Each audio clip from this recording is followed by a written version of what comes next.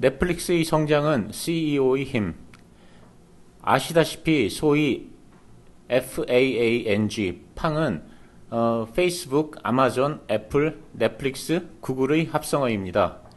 이 기업들은 미국 IT 업계를 선도하며 2010년대 중반부터 가파른 주가 상승을 보여줬습니다. 이 중에서 페이스북, 아마존, 애플, 구글은 모두 다른 기업들이 넘보기 힘든 아성을 구축하고 있지만 넷플릭스는 이들 4개 기업들과는 좀 다릅니다. 컨텐츠의 질과 양에서 압도적인 미국의 메이저 스튜디오들이 언제든지 제2의 넷플릭스를 만들 수 있다는 점이나 자금과 회원수가 압도적인 비디오 대여점 블록버스터가 넷플릭스의 모델을 채택할 수 있다는 점에서 위험 요소가 초기부터 있었습니다. 그런데 어떻게 이런 위험 요소를 극복하고 현재의 넷플릭스로 성장할 수 있었는가를 묻는다면 저는 설립자인 리드 해스팅스의 능력 때문이라고 말할 것입니다.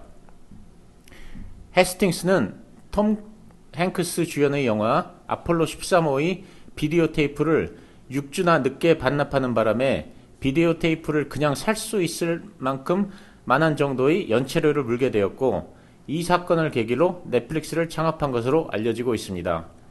아내에게 바가지 긁힐 걸 생각하니 짜증이 치밀어 올라 연체료 없는 비디오 대여점을 생각하게 되었다는 것입니다. 리드 해스팅스가 진짜로 연체료 때문에 아이디어를 발전시켜 결국 넷플릭스 창업에까지 연결되었는지는 알 길은 없습니다. 나이키 와플도 와플을 요리할 때 밀가루 반죽 대신에 실수로 생거물을 넣은 것에서 착안했다는 말이 있듯이 성공한 기업이나 제품에는 항상 이런 신화들이 따라다니기 마련입니다. 그러나 아폴로 13호와 관련된 얘기가 책이나 인터넷 여기저기에 있는 걸 보면 리드 해스팅스가 직접 비슷한 언급을 했던 것 같고, 간접적으로나마 이 영화가 창업에 영감을 준 것은 어느 정도 사실인 것 같습니다.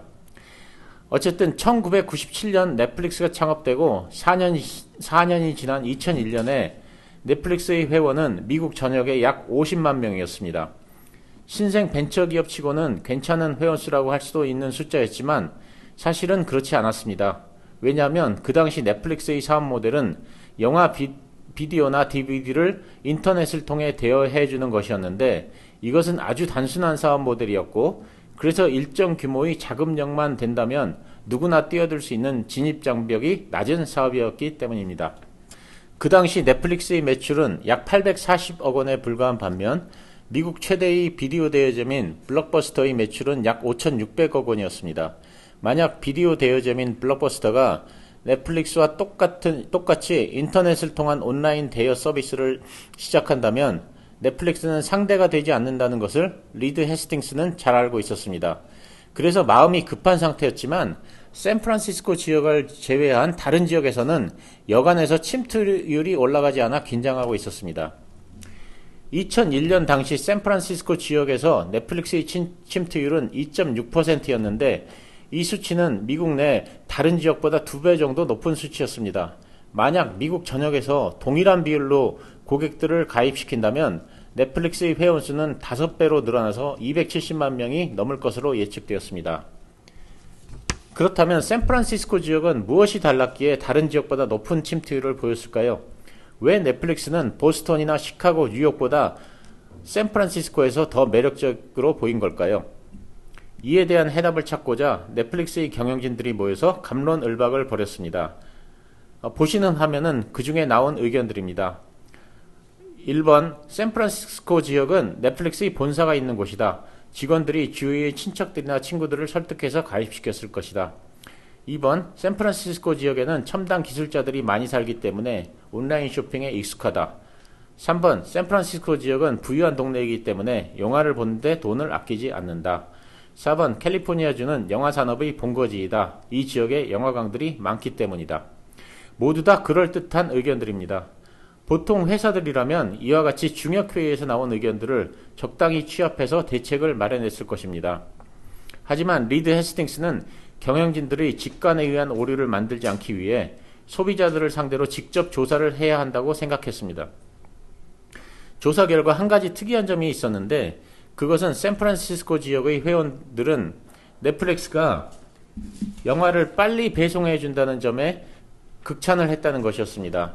그러나 다른 지역 사람들은 아무도 이런 칭찬을 하지 않았습니다. 이것이 바로 핵심이었습니다.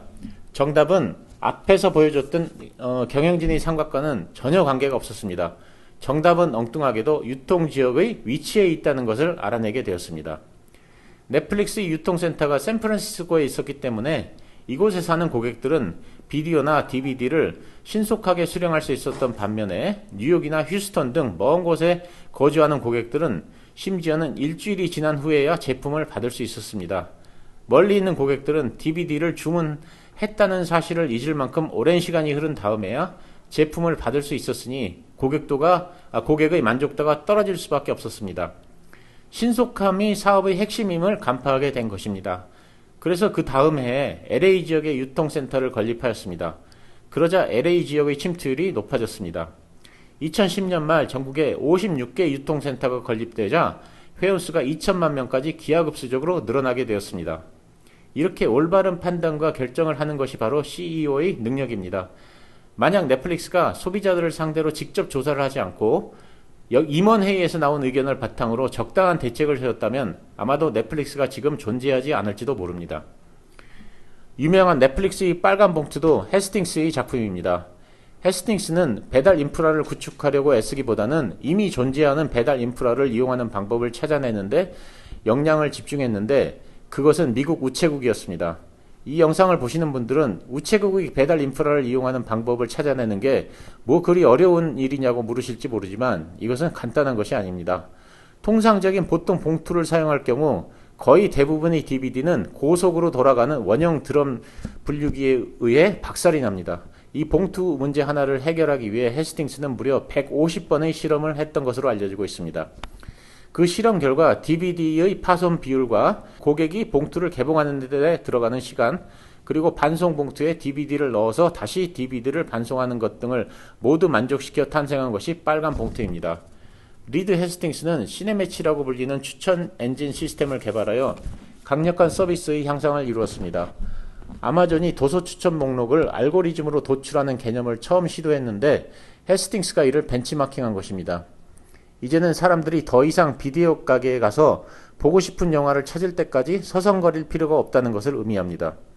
자기가 좋아하는 영화를 찾을 때까지 비디오 매장을 헤매는 것을 싫어하는 고객들에게는 아주 중요한 변화입니다. 넷플릭스 회원의 60%가 매일 시네매치가 추천하는 수많은 영화 목록 중에서 자신이 볼 영화를 선택할 만큼 큰 인기를 끌게 되었습니다. 2006년에는 시네매치의 정확도를 10% 이상 끌어올린 팀에게는 100만 달러의 상금을 주겠다고 컨테스트를 해서 AT&T 출신의 로버트 벨이 우승했습니다. 넷플릭스의 시네매치는 적당히 추천하는 시스템이 아닙니다. 정교하기로 정평이 나 있고 추천 알고리즘의 난이도도 굉장히 높습니다. 이 정도의 정확도면 가입자들이 영화를 본 뒤 어느 정도 점수를 줄지 사전에 거의 정확하게 예측할 수 있다고 합니다. 전국에 물류창고를 건설한 것과 빨간 봉투의 도입이 넷플릭스를 생존 가능하게 만들었다면 추천 시스템의 도입은 넷플릭스가 성장할 수 있는 발판을 마련했습니다. 이러한 변화들이 모두 CEO인 헤스팅스에 의해 이루어졌습니다. 그 후 넷플릭스가 약진하면서 미국 최대의 비디오 대여점인 블록버스터가 파산했고 미국 최대의 케이블 TV 업체인 컴캐스트도 내리막길로 접어들어서 마침내 2017년에는 미국 내 넷플릭스의 가입자 수가 케이블 TV 가입자 수를 넘어서게 되었습니다. 2020년 7월 넷플릭스는 새로운 공동 CEO를 임명했는데 테드 사란도스가 그 주인공입니다. 테드 사란도스는 비디오 도소매 및 배급과 관련된 일을 하다가 1999년에 넷플릭스에 합류하였고 그 후 넷플릭스에서 계속 중책을 맡아왔습니다. 아마도 향후에 사란도스가 전면에 나서고 헤스팅스가 점차 은퇴 수순에 들어간 것처럼 보입니다. 물론 사란도스가 CEO의 자질을 갖춘 훌륭한 인물일 수도 있겠지만 그럼에도 불구하고 개인적으로는 이런 엄중한 시기에 왜 CEO를 교체했는지 아쉬운 점이 남습니다. 엄중한 시기라 함은 OTT라는 전쟁터에서 생존을 위한 무한 경쟁이 펼쳐지는 아주 어려운 시기입니다. 이에 대해서는 다음 영상에서 말씀드리겠습니다. 감사합니다.